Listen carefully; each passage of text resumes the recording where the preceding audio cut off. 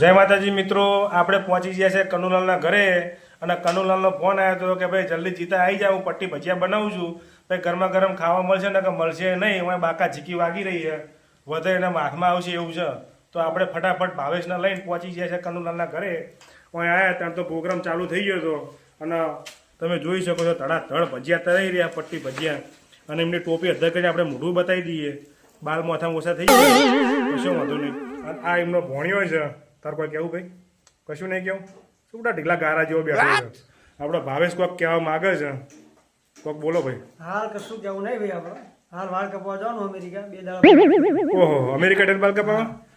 તો પટ્ટી ભજીયાના કારીગર તમારે કોઈ કહેવાની ઈચ્છા ખરી? કેવું ને શું જે કેવું આ ફટાફટ? જીતુભાઈ એકલાને કીધું તું બધા કેટલા રોડ ઉપર લઈ ખટારો ભરીને આયા પટ્ટી ભજીયા ખાવા માટે. બાકી ભલે બધા રાહ જોઈને બેઠા, એક જ બોલાવાના નહીં, બાર એ બાર. બરાબર. તો તમારા પટ્ટી ભજીયાનું એટલું બધું માર્કેટ છે એમ ને?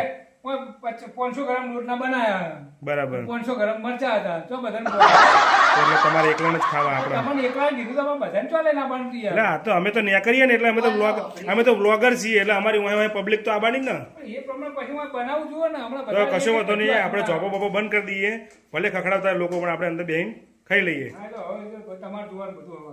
ઓકે, તો કોઈ વાંધો નહીં મિત્રો, આપણે પટ્ટી ભજીયા ખાવાની બાકા ચીકી વગાડીએ.